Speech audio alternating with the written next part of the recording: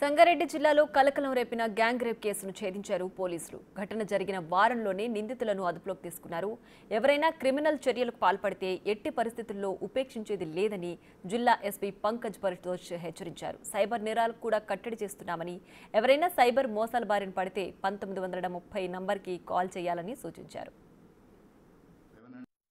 తర్వాత మనం అది కంప్లైంట్ బేసిస్ మీద మనం ఇన్వెస్టిగేషన్ స్టార్ట్ చేసాము. And we analyzed everything, the only technical evidences, CCTV footage, and tarvata manaki finally we identified the accused. And ee roju poduna 700 hours ki manam eduru accused ki arrest chesaru. So వాళ్ళు ఏం చేశారో అది investigation ప్రాసెస్లో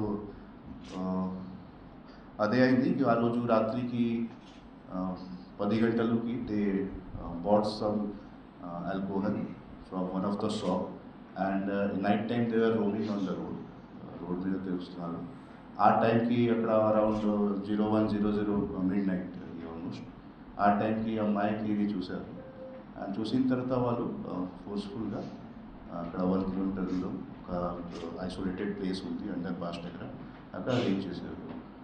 and అదేవిధంగా అక్కడ నుంచి వాళ్ళు వెళ్ళిపోయారు. So based on these facts and CCTV footages, day and night our work, teamwork, Sangareddy Rural Police Station, all SHO and the staff, also CCS team, they worked really well in this case, and day and night they tracked the accused, and finally we got the accused.